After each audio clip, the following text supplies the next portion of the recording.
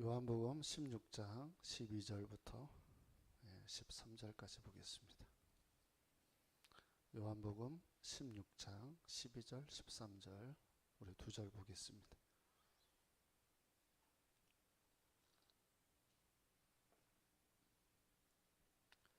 같이 읽겠습니다. 시작. 내가 아직도 너희에게 이를 것이 많으나 지금은 너희가 감당하지 못하리라.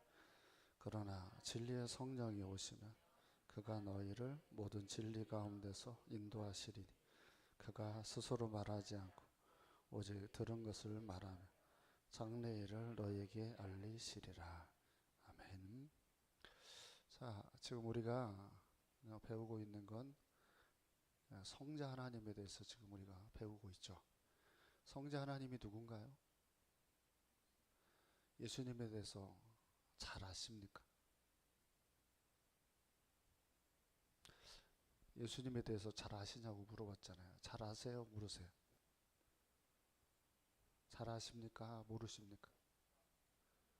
성자 하나님에 대해서 여기 아시는 분들이 있을 텐데 조금씩 그 예수님에 대해서 아는 부분들이 서로 좀 다 다를 겁니다. 자, 예수님이 누군지를 모르면, 그분이 누구인지를 내가 잘 모르면 그분이 무슨 일을 했는지 그 목적을 알 수 있을까요? 알 수 없을까요? 모르겠죠. 그잖아요. 금방 우리 읽었던 말씀을 다시 한번 볼까요? 12절 13절. 자, 시작.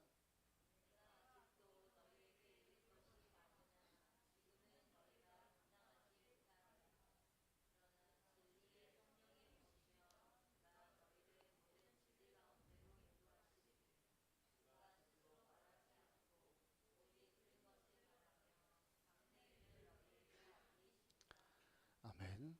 자, 12절을 띄워줘 보시면 저 뒤에가 지금 안 나오는데. 자, 여기 12절 말씀에 보면 뭐라고 돼 있냐면 아직 너희에게 이를 것이 많다고 이렇게 설명을 해요. 그러면 이룰 것이 예수님께서 당부할 말이 굉장히 많은데 아직은 너희들이 감당을 못하니까 다 말해줄 수가 없대요. 이 부분을 잘 한번 우리가 생각을 해볼게요. 자, 예수님에 대해서 우리가 어떤 말들을 하면, 특히 우리가 최근에 있었던 걸 한번 설명을 하면, 자, 우리가 특세 때 부활에 대해서 말씀을 했어요. 마지막 날 우리가 생각을 해보면 부활에 대해서 말을 했는데 이해를 하지 못했던 엠마오로 가는 제자가 있었습니다. 그죠? 이 사람들은 무엇을 봤냐면 빈 무덤을 봅니다. 그럼 빈 무덤을 봤을 때 보통은 예수님을 잘 아는 사람이라면, 이 사역을 아는 사람이라면 빈 무덤을 보면 뭘 봐야 돼요? 부활하셨구나, 이걸 봐야 되잖아요. 그런데 빈 무덤을 보았던 제자들은 어떻게 했어요? 낙심을 해서 고향으로 갔죠. 그러면 12제자들은 어떻게 했나요? 12제자들도 빈 무덤을 보고 어떻게 했어요? 다시 다 갈릴리로 갔어요. 왜? 왜 다시 갈릴리로 갔어요? 예수님에 대해서 제대로 알고 있었으면 빈 무덤을 딱 보자마자 어떻게 해야 돼요? 부활하셨구나, 그 사역을 하셨구나, 이렇게 받아들여야 되는데 그걸 알았어요? 몰랐어요? 3년 동안 제자로서 훈련을 받아도 그걸 몰랐어요. 그러니까 빈 무덤을 보고 무슨 생각이 들었다고요? 누가 시체를 옮겨갔구나 라고 생각을 했단 말이에요. 자, 여러분에게도 물을게요. 여러분이 하나님에 대해서 제대로 알고 있느냐 모르느냐, 여러 단계들이 여러분이 있어요. 아는 만큼 우리들의 믿음은 어떻게 돼요? 좋기도 하고 그렇지 않기도 해요. 그러면 우리들의 믿음이 좋아지려면 기도원에 가서 12시간씩 기도를 하면 믿음이 좋아질까요? 안 좋아질까요? 우리 기도원에 가서 오랫동안 기도를 하고 나면은 믿음이 좋아질까요? 안 좋아질까요? 믿음은 꿇어 엎드려서 기도하는데 기도를 한다고 해가지고 믿음이 좋아지지 않죠. 여러분이 하는 대로 대답을 해야 돼요. 몇 명 안 되니까. 믿음은 어디서 나와요? 들음은 그리스도의 말씀을 통해서 나와요. 그럼 믿음은 어떻게 해서 좋아져요? 말씀을 아는 만큼 좋아져요. 말씀을 아는 것만큼 그 범위 안에서 기도를 하면 그 기도가 응답이 돼. 왜? 제대로 알아야 그분이 원하는 기도를 할 거 아니에요. 그러니까 그분이 원하는 걸 내가 모르면 애들이 자꾸 콜라를 먹겠다고, 어린아이들이 콜라 맛을 한번 딱 보고 나면은 콜라를 먹겠다고 엄청 애들이 때를 씁니다. 근데 어른들이 주지 않는 이유를 아나요? 애들이? 아, 나를 생각해서 우리 부모가 콜라를 주지 않는구나 라고 생각을 하고 애들이 어떻게 해요? 자정을 하고, 그래 나는 콜라를 안 먹어야지 이럽니까? 언제 애들이 스스로 콜라를 안 먹게 돼요? 어른이 돼서 이게 얼마나 안 좋은 건지를 자기가 느끼면. 그래서 우리 뭐 당뇨 전 단계라고 얘기를 듣는 분들 계시잖아요. 목사님을 비롯해서 몇 분들이 당뇨 전 단계라고 하는 말을 듣는 분들이 있어요. 자, 콜라를 한 박스로 사다가 선물로 주면 어때요? 응? 이제 안 반갑죠? 동남동 주공에다가 이제 생일 선물로 제가 2리터짜리 콜라를 막 6개씩 해가지고 몇 박스를 생일 선물로 주면 엄청 좋아하겠죠? 왜? 기양 찐 거니까 그냥 계속 찌라고 제가 주면은 좋아하겠어요? 그렇지 않잖아요. 그러니까 뭐냐면 제가 설명하는 얘기를 잘 들어보세요. 나에게 생기는 현상을 보는 믿음의 눈은 다 각자 달라요. 여기 있는 분들이. 근데 자기들의 믿음은 수준을 생각을 하지 않고 자기가 판단을 하거나 그래서 그 일들을 실천에 옮기게 되면 정답의 표시를 못해요. 왜? 믿음의 눈이 있어야 이걸 이해할 수 있는 폭이 생기는데 그걸 이해할 수가 없어요. 그래서 주님은 이걸 이해하기 위해서 우리에게 뭘 주냐면 상황들을 만들어 놓고 거기에서 우리가 그분이 의도하는 바를 알아가도록 해요. 그래서 영생이라는 말이 다른 말로는 어떤 말로 쓰죠? 요한복음 17장에 보면 하나님을 알아가는 거라고 돼 있어요.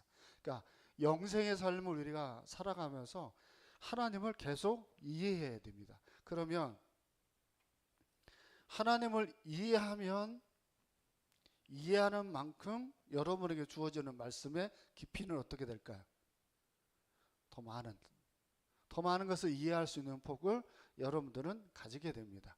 그러니까 신앙이 정체되어져 있거나 머물러 있으면 여러분들은 그 깊이를 몰라요. 그래서 우리가 사도 바울이 예배소 지역의 교회들을 위해서 기도할 때 뭐라고 기도하면 너희들의 신앙이 깊어지고 넓어지도록 기도하라. 사도 바울이 해줍니다. 여기 있는 분들이 신앙도 여러분처럼 마찬가지라고 생각을 해요. 자기에게 일어나는 일들을 볼 때 믿음의 시각을 잘 못 가지면 여러분들은 제대로 신앙생활을 이해하기가 대단히 어렵게 됩니다. 그래서 제가 이 질문을 하는 거예요. 예수님이 누구냐라고 하는 걸 알아야 그분이 이 땅에 오신 사역을 제대로 이해할 수가 있죠. 보통은 여러분 정상적으로 생각을 해보세요. 주님 죽으시면 안 돼요. 우리가 붙잡았을까요? 아니면 돌아가시라고 내버려 둘까요?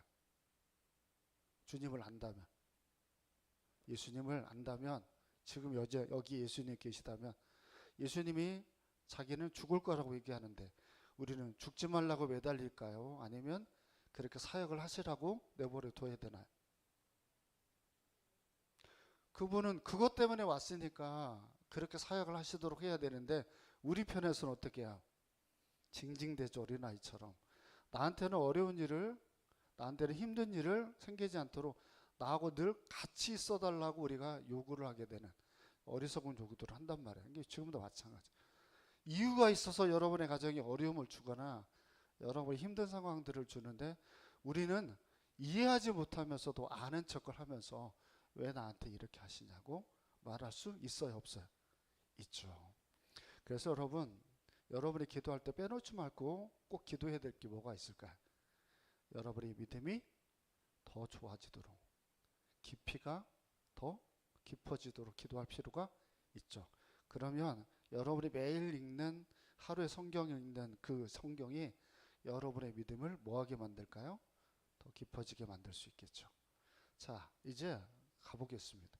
예수님이 누구인지를 제대로 이해하지 못하면 그분이 오셔서 한 사역을 이해할 수가 없어요.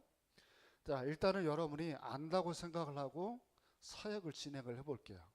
그분의 사역을 여러분들에게 설명을 할 때 그분이 하셨던 많은 일들이 있습니다. 일단은 그분은 오셔서 뭐 하셔야 되냐면 죽어야 됩니다. 그죠? 그분은 오셔서 죽어야만 되고, 또한 그분은 오셔서 우리의 죄를 뭐 해야 되나요? 두 가지를 해야 되는데, 하나는 죽으심, 또 하나는 우리를 속죄하는 이 사역을 이제 그분은 하셔야 됩니다. 그러니까 반드시 어린 양으로서 그분은 뭐 해야 되냐면 우리를 대신해서 죽어야 되고, 또한 죽으시면서 우리의 죄를 뭐 해야 돼요? 속죄하십니다. 우리의 죄를 사해 주는 일을 합니다. 그래서 자, 그분의 사역의 죽으심은 하나님과 우리와의 관계에 그러면 뭐가 되죠?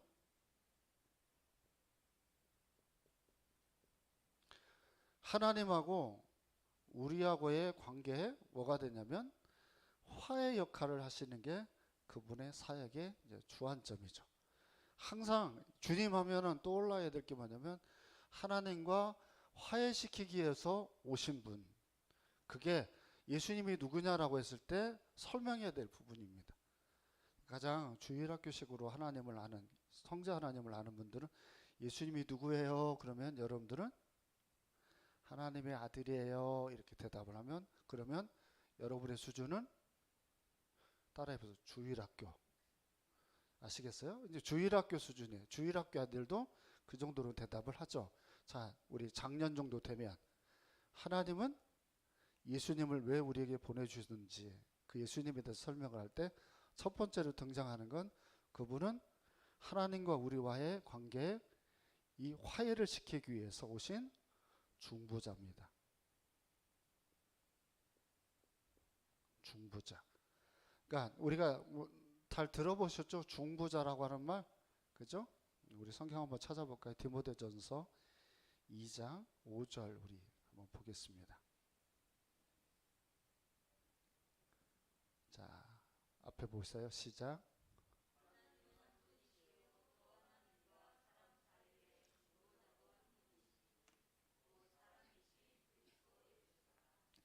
아멘. 하나님도 한 분, 그리고 우리도 한 분, 그리고 우리와의 사이에 중보자도 한 분. 그러면 한 번 오신 예수님이 계시면 그 다음에 또 오실 또 예수님이 또 있을까요? 없을까요? 그러니까 지금 자기가 메시아라고 말하는 사람들은 다 가짜. 아시겠죠? 다 이단이에요. 자, 그리고 하나님과 사람의 사이를 중보를 하려면 꼭 가지고 있어야 될 성품 두 가지가 뭐가 있나요? 하나님과 사람 사이에 중보자로 역할을 하시려면 꼭 가지고 있어야 될 성품 두 가지. 신성 몇 프로? 100%.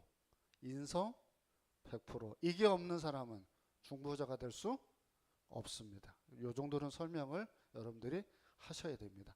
하나님의 성품과 인간의 성품이 서로 그 안에서 갖추고 있는 자만이 중보를 할 수가 있다라고 하는 사실. 자, 그 다음에 자, 예수님의 사역에는 뭐가 있냐면 속죄를 왜 해야 될까요? 왜 우리 죄를 꼭 사해야 될까요?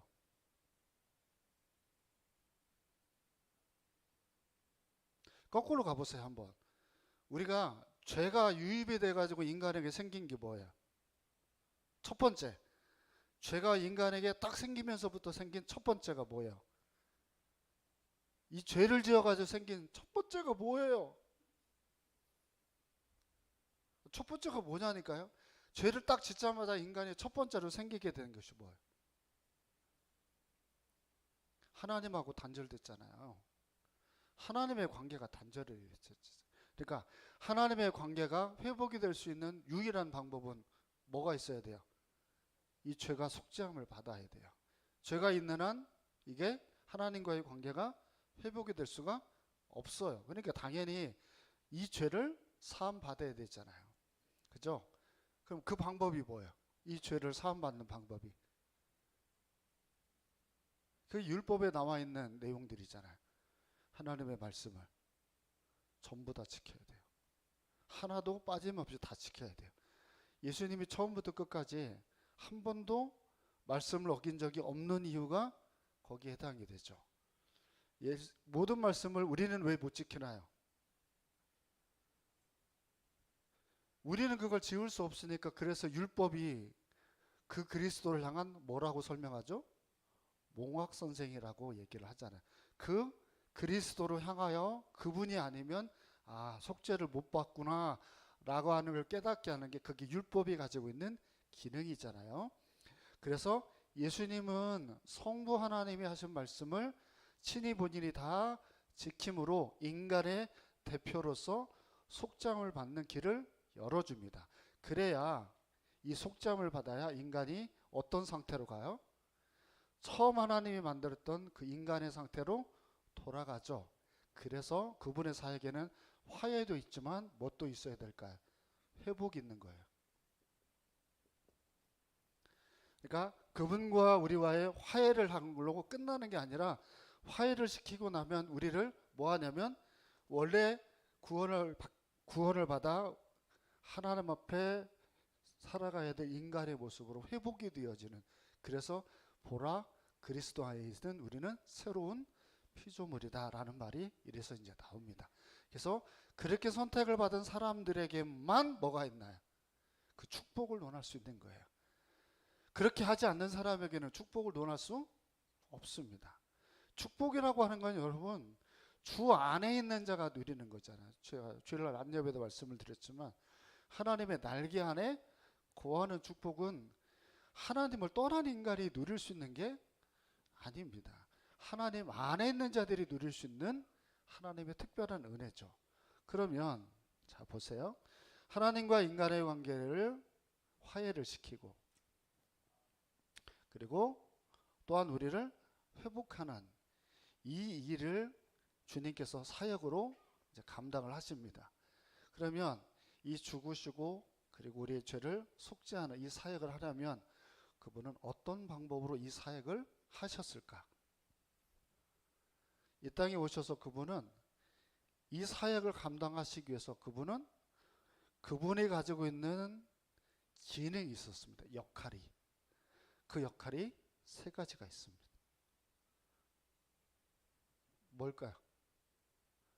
왕, 제사장, 선지자라고 하는 세 가지 기능이 이 사역을 하는데 필요합니다. 왕 써놔야 알죠? 그 다음 제사장, 세 번째가 선지자입니다.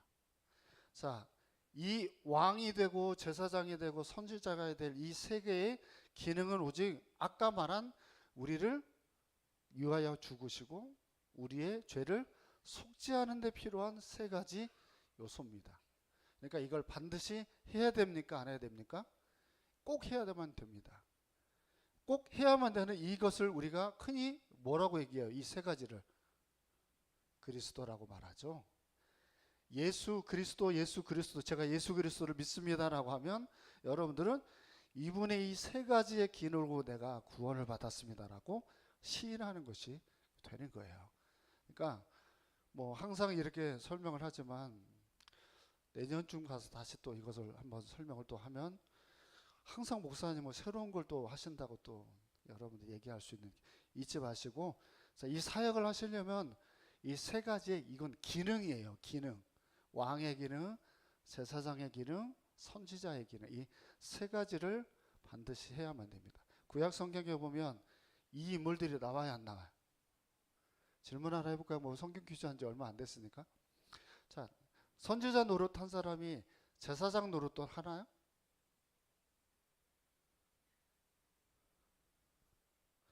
제사장 노릇한 사람이 왕 노릇하는 사람 있나요?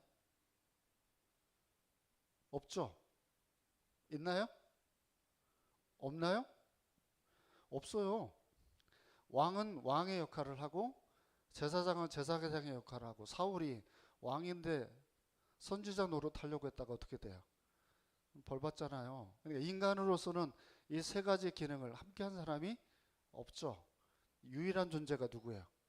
예수님밖에 없어요. 아시겠어요? 그러니까 예수님만 이 세 가지를 합니다. 그럼 질문 하나 또 해볼게요.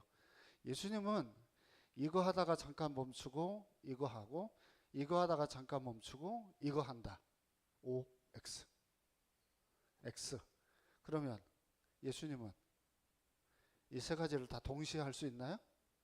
그렇죠. 예수님은 이런 기능을 하실 수도 있고 이렇게 하실 수도 있고 이렇게 하실 수도 있어요. 그래서 선지자적 그리스도라는 말도 쓰고 제사장적 그리스도라는 말도 쓰고 왕적 그리스도라는 말도 씁니다. 아시겠어요? 그러니까 선지자로서의 역할을 감당을 하시면서 때로는 제사장적인 요소도 하고 왕적인 요소도 합니다. 그러니까 이 세 가지의 기능을 같이 한다고 하는 것을 잊지 말아야 됩니다. 자, 그러면 선지자로서의 예수 그리스도를 오늘 우리가 좀 더 살펴보겠습니다.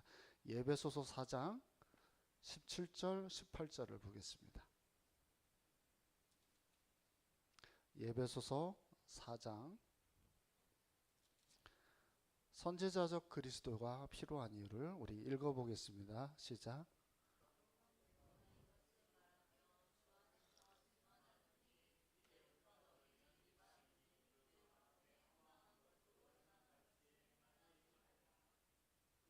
총명이 어두워지고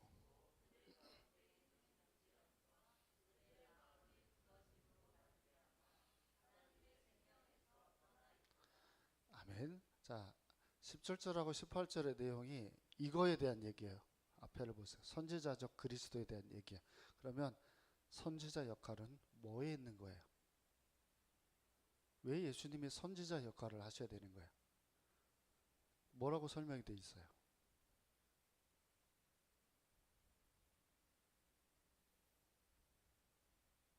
그래요. 좀 천천히 읽으세요. 자, 18절도 띄워주세요. 18절도. 자, 18절은 한 번 더 읽어볼까요? 시작.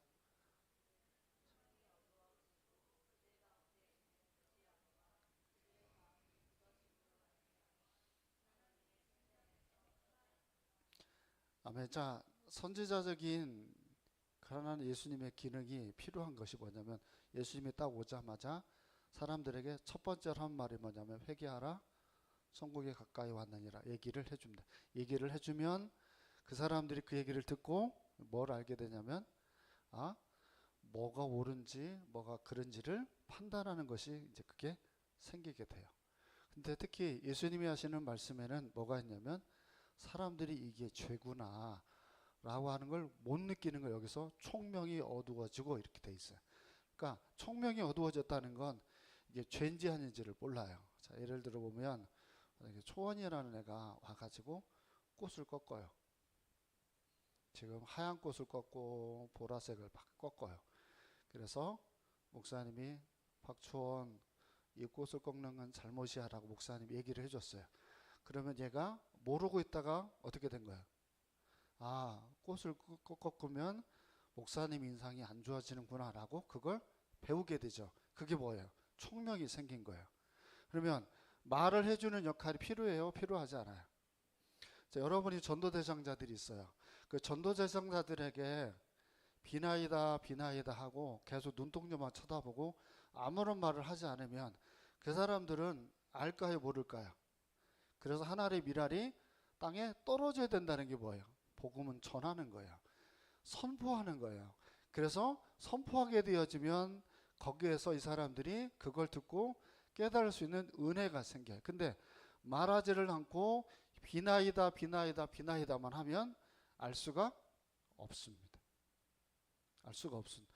여러분 왜 한국 땅에 선교사들이 목숨을 걸고 와가지고 왜 복음을 왜 전했어요? 전해야 여기에서 그 중에 듣는 사람 하나가 복음을 듣게 되면 거기에서 복음이 시작이 되기 때문에 실패가 99%가 돼도 한 사람만 복음을 들을 수만 있다면 나를 갖다 바치는 게 그게 선교사들의 사명이에요. 근데 우리가 말하지를 하지 않으면 충명이 어두워진 데서 벗어날 수가 없으니까 예수님 오자마자 선포를 하신 거죠.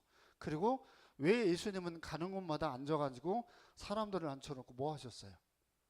말씀을 가르치잖아요. 말씀을 가르치는 이유는 그 죄로 인해서 생긴 무지들을 깨우치기 위함이에요. 그러면 질문 하나를 드려볼게요. 예수님은 이제 승천하여 올라가셨으니까 지금은 선지자의 일을 안 하시죠? 하시나요? 우리 예배 시간 시작할 때 여러분들은 예수님에 대해서 잘한다고 다들 대답을 하셨는데 지금 대답이 우물쭈물한 걸 보면은 우리 잘 모르는 것 같아요. 다시 예수님은 지금 선지자적인 역할을 하실까요? 안 하실까요? 하셔요? 오. 오 손 들어봐. 오. 아니다. X. 선지자적인 역할은 안 하신다. X. 다시 지금 몇 명 되지도 않는데 자 선지자 역할을 한다. 세이가 저기 앉아있는지도 몰랐네. 손만은 쫙 올라와가지고 자 분명히 선지자 역할을 하죠. 해요. 자신을 가지세요. 해요. 어떻게? 어떻게 해요? 어떻게? 선지자 역할을 아니, 한다면서요. 목사님을 통해 가지고 말씀을 전합니까? 또 선지자 역할을 어떻게 하나요? 목사님을 통해서 설교를 하기도 하고 또 목사님을 통해서 하는 설교보다도 더 중요하게 꼭 이 얘기가 나와야 돼요. 여러분 안에 계시는 보혜사 성령이 계속해서 여러분에게 말씀을 깨우쳐 알게끔 하죠. 질문 하나 해볼게요. 성령은 자기가 깨닫는 것을 우리에게 말합니까? 아니면 그럼 성령은 어떻게 말합니까? 성령은 반드시 누구 말을 전하는 역할이에요? 성자 하나님의 역할을 해요. 그 하나님의 교회라고 이단 아시죠? 안사롱 징예네가 그 전에 이름이고 이 장길자라고 하는 자기가 성령이라고 얘기하거든요. 성령이라고 얘기하는 이 사람하고 2시간을 이제 한번 대련을 한번 한 적이 있는데 얘기를 하면서 결국은 뭐냐면 성령이 누구냐면 그 장길자예요. 그러면 이 성령이라고 하는 그 사람은 성자 하나님의 말을 그대로 전하는 역할을 해야 돼요. 맞아요, 틀려요? 그게 성령의 메시지예요. 그러면 성령이라고 하는 이 사람이 성자 하나님의 메시지가 아닌 자기 말을 하면 성령이에요, 아니에요? 성령일 수가 없죠. 그죠? 그리고 성령은 각 사람의 마음에 늘 거하는데 그 사람이 성령일 수가 없잖아요. 그러니까 항상 기억해야 돼. 우리 지난주 수요일 날 뭘 배웠냐면 그러면 성자 하나님은 누구 말을 하나요? 자기 말을 하나요? 성자 하나님은 아버지의 말을 한다고 우리가 배웠죠? 자기 말을 하진 않아요. 특히 성자 하나님이 아버지의 말을 전한 건 성육신을 해서 온 이 땅에서의 삶이라고 말씀을 드렸어요. 기억나시죠? 성육신을 하신 그분이 이 땅에 오셔서 헛소리를 하지 않고 성부 하나님의 메시지만 전했어요. 그러면 성자 하나님의 그 메시지를 또한 우리 안에 계신 성령이 뭐 하는 거예요? 성자 하나님의 메시지를 그대로 여러분들이 듣고 깨닫도록 그 역할을 해요. 이게 뭐예요? 승천하신 그분이 선지자적인 역할을 하고 있는 대목이에요. 그래서 여러분 우리는 이분이 하는 말을 귀 기울이면 누구의 뜻을 알게 될까요? 성자 하나님의 뜻을 알게 되겠죠. 그러면 성자 하나님의 뜻을 알게 되면 누구 뜻을 알아요? 성부 하나님의 뜻을 알죠. 결국 성부, 성자, 성령의 하나님은 하나예요, 세 개예요? 하나입니다. 하나예요, 하나. 성부, 성자, 성령의 의견이 세 개가 될 수 없어요. 그러면 교회의 머리가 되시는 분이 누구죠? 예수님이죠. 그러면 예수님의 뜻이라고 보통 얘기하는 그 하나님의 뜻은 성부 하나님의 뜻도 성령 하나님의 뜻도 돼요, 안 돼요? 되죠. 그러면 항상 똑같은 말을 이 세 분이서 변함이 없이 항상 똑같이 얘기를 합니다. 그래서 신실한 거죠. 바뀌면 얘기들이 서로 다르면 안 되잖아요. 기분이 되게 좋으면 뭐 마음이 커서 얘기를 하고, 그렇지 않으면 달라진다면 얼마나 어렵습니까? 그러니까 선지자적인 기능을 하는 그분은, 자 보세요. 성자 하나님이 이제는 나중에 얘가 와야 된다라고 나중에 얘기를 한단 말이에요. 자, 지어볼게요. 아직 성령이 안 오셨어요. 그러니까 제자들이 성자 하나님에 대한 마음을 제대로 알아요, 몰라요? 몰라요. 그래서 내가 너희들을 위해서 뭐 한다고 그러냐면 성령 하나님을 보여준다고 하고, 성령 하나님이 여러분의 마음에 지금 계시죠? 그분은 계속해서 여러분에게 어떻게 하기를 원해요? 이분의 의도를 여러분에게 전달하고 싶은 거예요. 여러분의 직장이나 여러분의 가정의 삶에 그분의 의도를 전달하고 싶은 거예요. 근데 문제가 있어요. 누가 문제일까요? 갈라디아서 5장에 보면 우리의 마음이 성령으로 소욕이 가득하면 성자 하나님의 뜻을 분명히 딱 알아요. 근데 우리들의 마음이 육체의 소욕으로 가득하면 이 분별력이 없어져요. 분별력이 없어져서 내가 원하는 욕구대로 흘러가게 되잖아요. 그렇죠? 그러니까 성령 하나님이 여러분에게서 역할을 지금도 하셔야만 돼요. 왜냐하면 선지자 역할은 반드시 하나님이 하는 말을 전달해요. 그러니까 성자 하나님은 하나님이 하는 말을 우리에게 전달하고 싶어요. 그래서 우리가 그 말을 들을 수 있도록 이 땅에 오셔서 성자 하나님이 사람들을 앉혀놓고 말씀을 전한 거죠. 지금도 마찬가지예요. 하나님은 여러분에게 말씀하고 싶어요. 계속 여러분들을 깨우치기를 원하고. 골로새서 1장 13절을 우리 보겠습니다. 골로새서 1장 13절. 자, 앞에 보세요. 시작.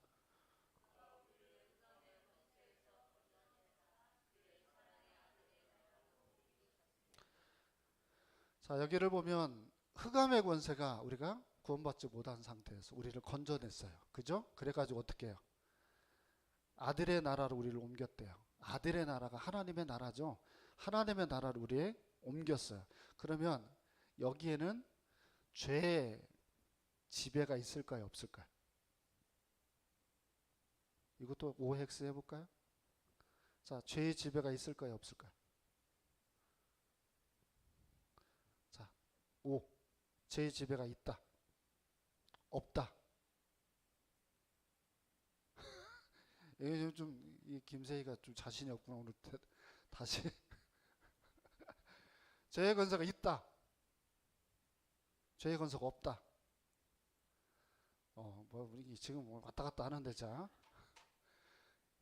생각해 보세요. 예수님이 처음 오셔가지고 한 말이 뭐냐면, 회개하라.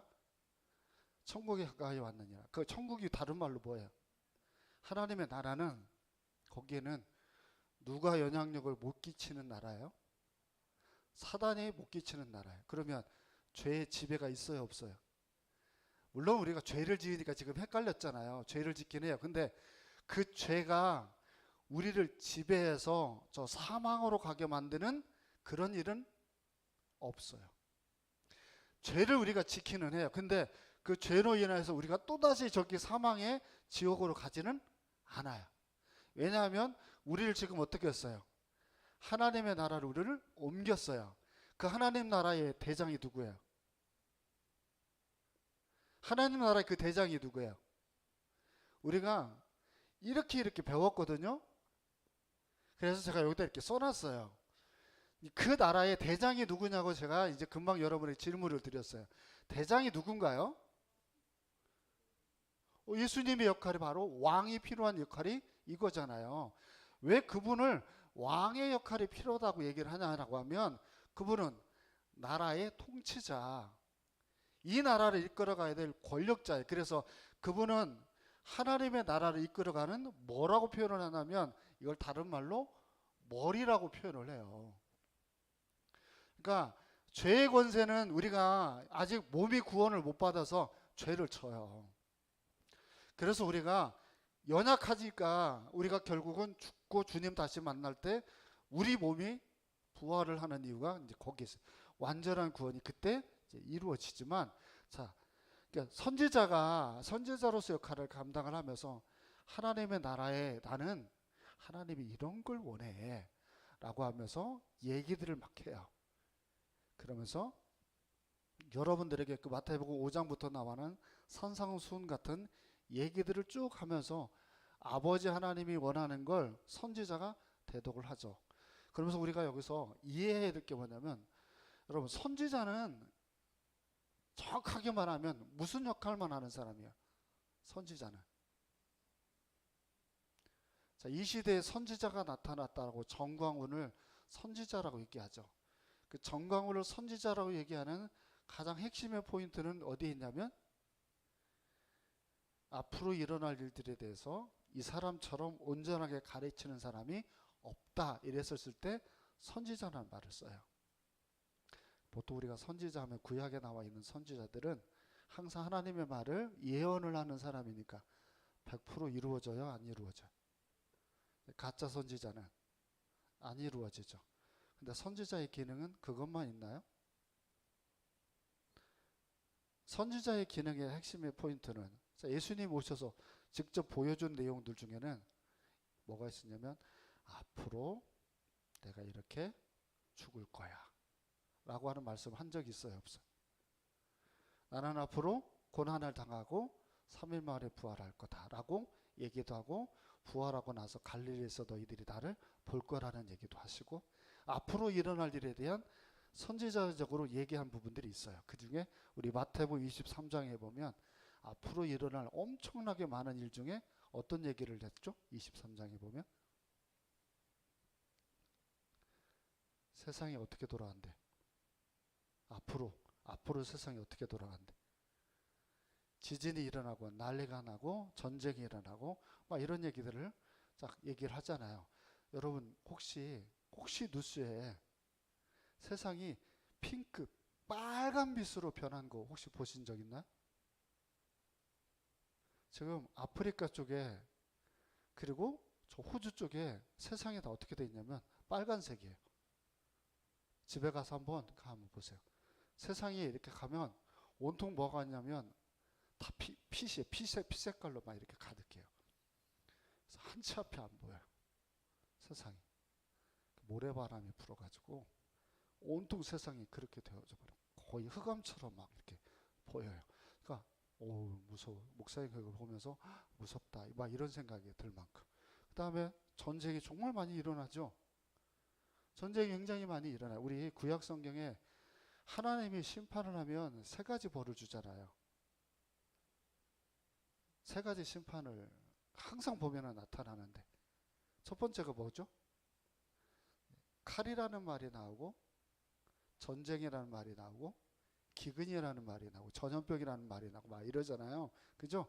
보통 하나님이 이 심판하시는 방법이 항상 칼이라는 전쟁이 일어나고, 그리고 생활적인 어려움이 기근이 일어나고, 또 질병에 대한 문제가 일어난다고 보통 얘기를 많이 합니다.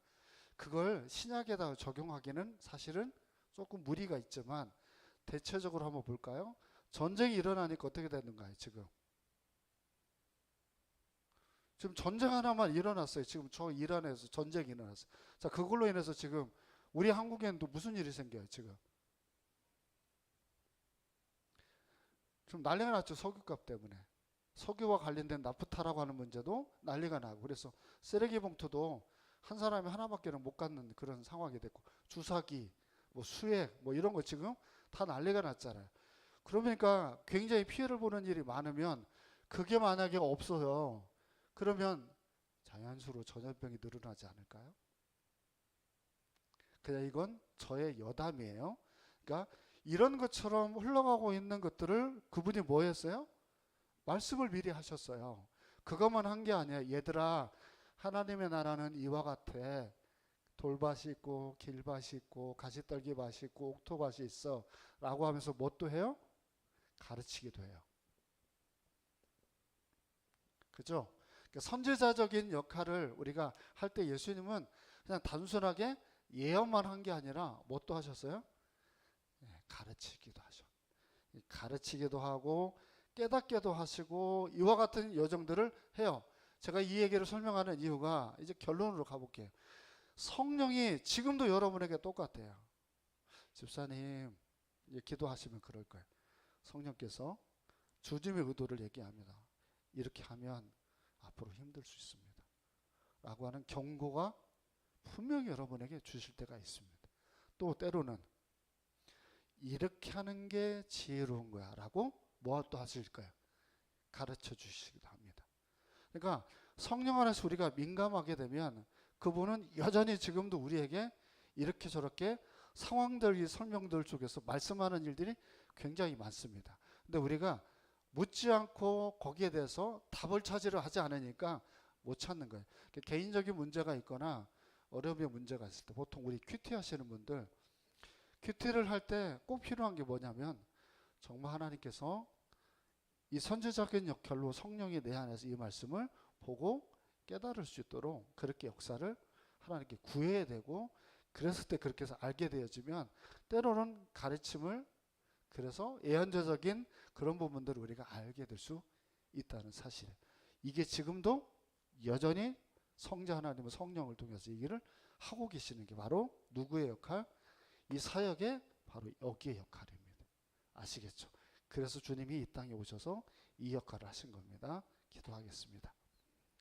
살아계신 하나님, 우리들을 사랑하사 죄로 인하여 무지했던 우리들이 주님을 알아가게 하시고, 또한 깨달으며 이 땅에서의 삶들을 살아가도록 인도하시는 하나님, 무지한데 교만하고 어리석은데 오만해서 묻지도 찾지도 않으면서 기고만장한 그런 신앙생활을 하는 이들이 얼마나 많습니까? 이 자리에 참석한 자들을 겸손하게 하셔서 늘 주님 앞에서 그 답을 찾는 지혜로운 백성들 되게 하여 주옵소서.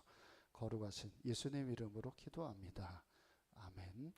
하늘에 계신 우리 아버지여, 이름이 거룩히 여김을 받으시오며 나라의 마옵시며 뜻이 하늘에서 이룬 것 같이 땅에서도 이루어지리이다. 오늘날 우리에게 일용할 양식을 주옵시고 우리가 우리에게 죄 지은 자를 사하여 준 것 같이 우리 죄를 사하여 주옵시고 우리를 시험에 들게 하지 마옵시고 다만 악에서 구하옵소서. 대개 나라와 권세와 영광이 아버지 영원히 있사옵나이다. 아멘.